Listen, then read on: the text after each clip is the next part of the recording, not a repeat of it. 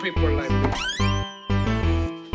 You need people like me so you can point your f***ing fingers and say, that's the bad guy. That's the bad guy. That's the bad guy. That's the bad guy. That's the bad guy.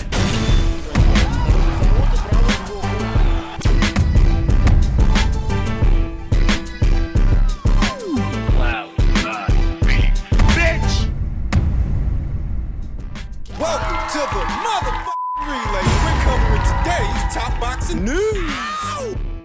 Okay, we'll start with this. It's official. The next test in the career of young unbeaten Rhiannon Dixon will come in the form of Norway's own Thanderz. On the undercard of Opataya versus Thompson late next month on the 30th. A stiff test for the up-and-coming southpaw, the budding, unbeaten up-and-comer that shows a lot of promise, a high ceiling, in spite of not coming from a deep amateur background, sporting a professional record of 8 wins with no losses, no draws, 1 knockout, 1 recorded knockout. To Thanderz, who sports a professional record of 16 wins with 1 loss, just 1 loss, no draws, 2 knockouts, more than 2 times as many fights as young Rhiannon Dixon, and she's experienced. The most experienced fighter Rhiannon will have fought. Thanderz has shared the ring with the likes of Daniela Ramos and Rachel Ball, Terry Harper. She fought 2 times last year, and she's already seen action once, at least once this year, back in March. An 8-rounder opposite the ring, then unbeaten Ioana Fesioru. Did I say that right? She will be sharing the ring with young Rhiannon Dixon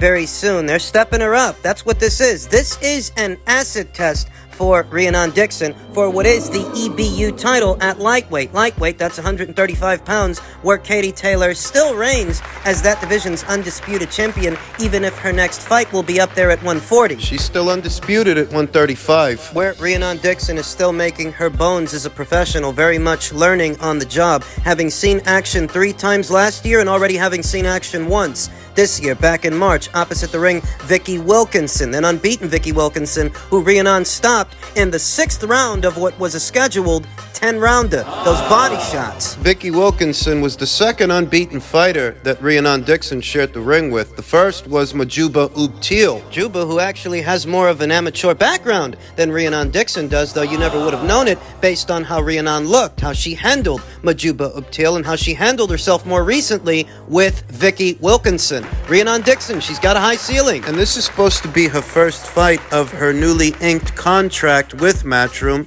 extended deal. This will be her first fight under the new deal, and it's a decent-sized litmus test. It is a step up in class, a step up in competition. Rhiannon's strengths are that she's got very fast hands and very fast feet. Got good feet. Good movement, those dips and feints. She's good. She's got a good straight left hand. It's a good straight left hand, a strong one, but I'd say that Rhiannon Dixon's money punch is the right hook from out of the southpaw stance. Whether you're talking about a right hook upstairs or a right hook to the body, I'd say that's Rhiannon Dixon's money punch. She can land it. I think there's going to be a noticeable difference in speed between Rhiannon and Thanderz. She's slower than Rhiannon, slower hands, slower feet, but she's strong. Seasoned. She's been around the block, as stated. She's been in there with Daniela Ramos, in there with Rachel Ball, in there with Terry Harper. The only woman to ever beat her, the only woman to ever stop her. She's slower on her feet than Rhiannon Dixon, not as fidgety, not as herky-jerky. Angling off that torso, angling off over to the left in order to deliver a big right, a looping right. Rhiannon Dixon being a southpaw, she wants to be mindful of that right hand. Fighting out of the southpaw stance in many instances leaves that southpaw open for right hands, susceptible to that punch. And more than once, I've seen Rhiannon Dixon on the receiving end of a decent-sized right hand. Both fighters have got good shot selection, good punch picking, and Rhiannon is faster. But sometimes when she's putting punches together, she gets hit with right hands. It's happened in the past with lesser fighters than Thanderz. She can't afford to make that mistake with the Norwegian. You see how she sets it up? She dips off to the left in order to get over that right. Angling off to do it, mid-punch, in between the combinations, that's what she aspires to do. To land that big right hand in between the punches, and because Rhiannon has a propensity to throw combinations, she's susceptible. It will be hard for Katharina to contend with Rhiannon Dixon's hand speed and foot speed. But Rhiannon shouldn't be overzealous with it. She shouldn't spend too much time in the pocket because that's where Thanderz wants to be. Mid-range to inside. While she's fresh, she's going to want to beat those feet and keep the old girl moving. Don't forget that Thanderz is several years older. 7 years older than Rhiannon. And it wouldn't hurt to make an investment to the body with that patented right hook she's got, lest we forget when Katharina Thanderz was stopped by Terry Harper years ago, it was a body shot that did her in. Rhiannon might want to keep that in mind ahead of this step-up fight. Spend too much time in the pocket with Katharina. That's where she wants to be. Keep her moving at first. Keep her moving. Tire her out. Break her down. Because she's slower. Pecking away at the old bird, what fighters often do when they can't contend with a fighter's hand speed or foot speed is barrel forward trying to smother them. Katharina might. It's a winnable fight for Rhiannon Dixon, it is, but I get the sense that Katharina, being so much more seasoned than Rhiannon, she's gonna make her work for her meal. She's gotta mind those right hands and use her gifts. Use her talents wisely. For what is the EBU title in the women's lightweight division, set to go down September 30th on the undercard of Opataya versus Thompson. We'll talk more about the fight as the fight date approaches. Men's heavyweight news, Deontay Wilder confirms next opponent. We're working on a two-fight deal with Anthony Joshua. It's looking more and more like Deontay Wilder may sit out all, if not most, of this year with no fights in between. Between the Hellenius fight and what's supposed to be the Joshua fight. Everybody knows about the Joshua situation. That is serious. That's real. That is one that's up next. We're looking forward to that. I'll be getting in camp real soon. I'll be promoting it within the next few months or so. Finally get that showdown on. I think it's going to be great. A great fight between me and him. I'm actually working on a two-fight deal with me and Joshua, one up in Saudi Arabia and the other one up in the motherland, Africa. The World Boxing Council has since rescinded their order for Deontay Wilder to face Andy Ruiz. In fairness, that would have been the ideal in-between fight, the ideal fight for Deontay Wilder in between the Hellenius fight and the Joshua fight. Joshua fights. But according to Deontay Wilder, Andy Ruiz's expectations for what he expected to be paid for that fight were unrealistic, to say the least. Even with Andy Ruiz, prices about, he wanted 25 million. He wanted 20 to 25 million. And he know he ain't finna get that shit nowhere. Being a 6-month champion or less. It would have been lesser than that if Joshua didn't come along. So how do they think they gonna get 20 million? That's the daddy. That's the daddy. But he's like, my daddy trying to, you hate me because my daddy trying to get the bet. No, your daddy trying to steal, bitch. Stop it. My daddy trying to get me the most money. Your daddy ain't being reasonable, stupid. Stop it. Your daddy no. Understand that you're not going to get 20, 25 million, bro. Where? Who? If this ain't no price out there, what it is? Come on. This ain't even no title fight. This is, what, Eliminator or maybe or something like that? This ain't no title. You talking about 20, 25 million and your father ain't pricing you out? Guess what? I hope you enjoy sitting on this show. That's exactly the way it is. Andy Ruiz has no fight plans, no fight date, tentative or otherwise at this time. Deontay Wilder does. Deontay Wilder's got Anthony Joshua. Deontay, who says it's really going to be up to Joshua. If he brings a Joshua that's timid and scared, Tentative, hesitant, it's probably going to go early. If he brings a more confident Joshua, it may go a little bit longer than 3. It may go 4. If it's the way he says it is when it comes to Andy Ruiz, and what Andy wanted was something like $20 to $25 million, Andy's out of his mind. You could make the case, you could make the argument that neither Deontay Wilder or Andy Ruiz's box office fights sold all that much. That perhaps Deontay's marquee value, at least in the United States, it's not much better than Andy's marquee value, but Wilder's got options and Andy doesn't. Yeah, the Robert Hellenius fight didn't sell that much. But Wilder's got options. Wilder's got Anthony Joshua, and he says that's the one that's up next. I'll be getting in camp for that real soon. It's going to be a great fight between me and him. Where does that leave Andy? Too many times these guys become so focused on winning in negotiations, they never get to win the fight because they never get to have it. Now Andy's on the shelf. Deontay Wilder's set to move on to an Anthony Joshua fight. Anthony Joshua, it says, I'm looking for an opponent good enough to take me to the trenches. Anthony Joshua has since fought 2 times since having dropped a decision for the 2nd time to Alexander Usyk. He's fought 2 times. He fought Jermaine Franklin, he fought Robert Hellenius. And I think I heard him say something about wanting to fight 2 more times before this year is up, with the Deontay Wilder fight presumably taking place early next year, saying things are positive. In reality, I'm going to focus on the Wilder fight for now. There really isn't enough time left in this year to squeeze in 2 fights. Perhaps one, just one, an easy one, but not 2. Fury's got to get past Francis Ngannou. Usyk's got to get past Daniel Dubois. That's this weekend. Good luck to the both of them. Good luck to every party involved so we can sit down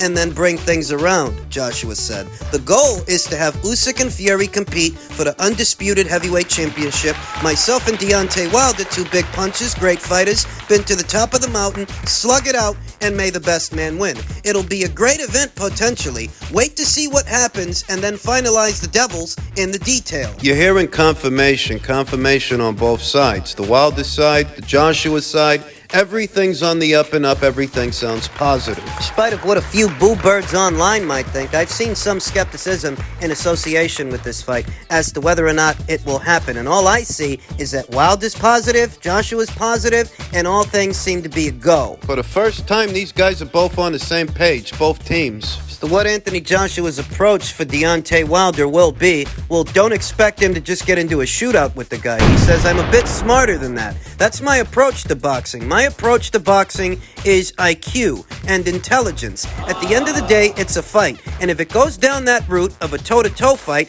if someone's good enough to bring that out of you, you've got to know that you're man enough to stand up and fight for your territory. I'm saying I'm better than that, and I should be able to beat any opponent just by using one hand. I'm that good. That's my mindset. Whoever's good enough to bring that side out of me and take me to the trenches, let's go. That's what I'm looking for. I'm looking for an opponent that's good enough to take me to the trenches. It's a more methodical approach from Anthony.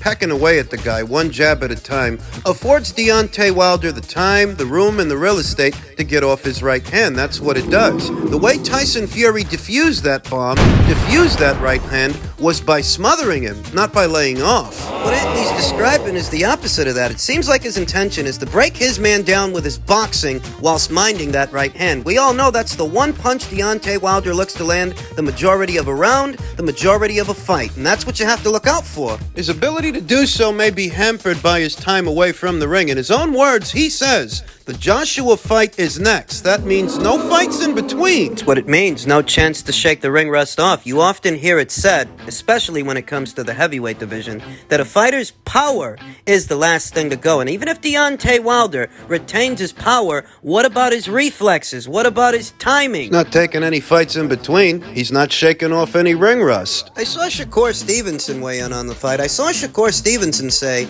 Wilder by knockout. I like Anthony Joshua, but he seems lost right now. He seems like he's looking for somebody to help his career, and I feel like he probably should be the one helping his own career. In Shakur Stevenson's own words, he thinks Anthony is the one who's tentative. He's the one who's lost. He's the one who needs to be helping his own career, but isn't that what he's doing by getting out there and getting active, getting busy? A busy fighter is a sharp fighter. Because this is the heavyweight division, a division where you're always one punch away from getting stopped, getting knocked out, don't you see that it's Anthony rolling the dice more often than not, more than Wilder? Granted, that Wilder may have a point about Andy Ruiz pricing himself out, but did it all boil down to fighting Andy Ruiz? You couldn't find someone else? Or is it that you don't want to gamble? You don't want to roll the dice? On the eve of what could be a massive payday, you don't want to risk anything. Perception is a bitch. The way they talk about Anthony Joshua, you'd never know that Wilder's been dropped and stopped more times than him. Perception is a bitch. The illusion of confidence, perhaps on the part of Deontay Wilder. That's what we saw ahead of the third Tyson Fury fight. He was so adamant that he wanted that fight, but when the press conferences for it kicked off,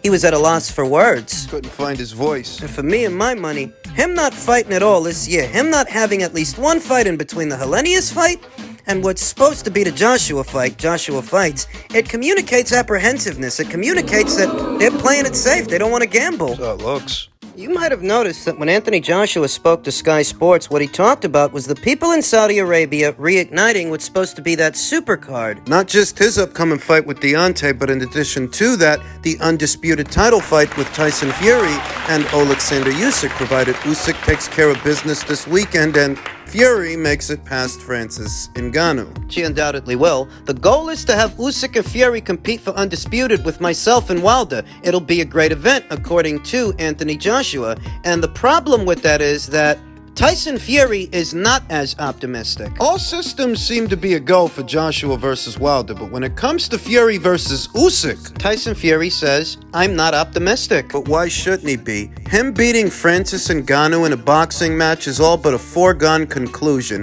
If Usyk takes care of business this weekend, There's no reason talks can't resume. talks for Fury versus Usyk. We don't really know the reasons why Usyk didn't take the fight in April, Fury told Sky Sports. I'm sure he's got his reasons. Then we find out he signs with Skills Challenge, So? the Saudi Arabian boxing people. So? Whatever his reasons are, I'm sure it suits him and his family. It is what it is. I do believe that you can only do what you can do in this sport. If the fight's available at the time, you take them, and if they're not available, you can't take them. Will we fight in the future? Hopefully. I like to. I always believed it's an easy fight. Well, if he takes care of business this weekend, the fight is available. He's the only one of you two guys that's facing an actual boxer, an actual pugilist.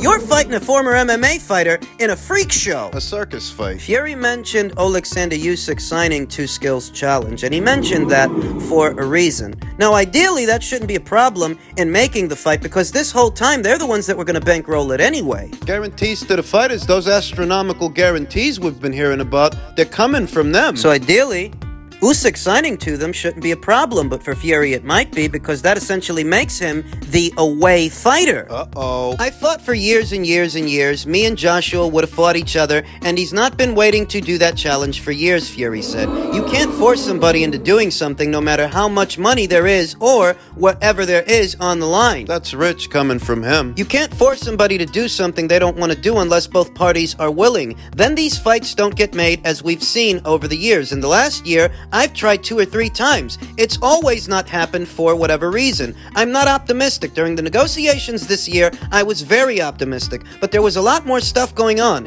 After that, I was like, it's not happening. I even bet with promoter Frank Warren a 10,000-pound bet that it wouldn't get signed, and he said It would in a week. so I won the bet. Asked to explain why he has been unsuccessful in luring Joshua into the ring, Fury suggested that their shared nationality may have something to do with it. I just think he's happy losing to people not from this country, Fury said of Joshua. I don't think he wants to lose to someone from this country, no matter what money is on the line. Maybe he does, but not right now. Maybe in the future. We'll see. I can't look around the corner. We'll see what the future holds. Fury's not optimistic that the Usyk fight happens. Neither am I. Because when you think about it, a fight with Francis Ngannou isn't actually a tune-up fight. It's not a fight where you get to work on anything because you're fighting a guy, boxing a guy that I never boxed before. Aside from the massive purse he stands to make from the event, he's not actually sharpening anything or working on anything by boxing a guy that I never boxed before. You don't go from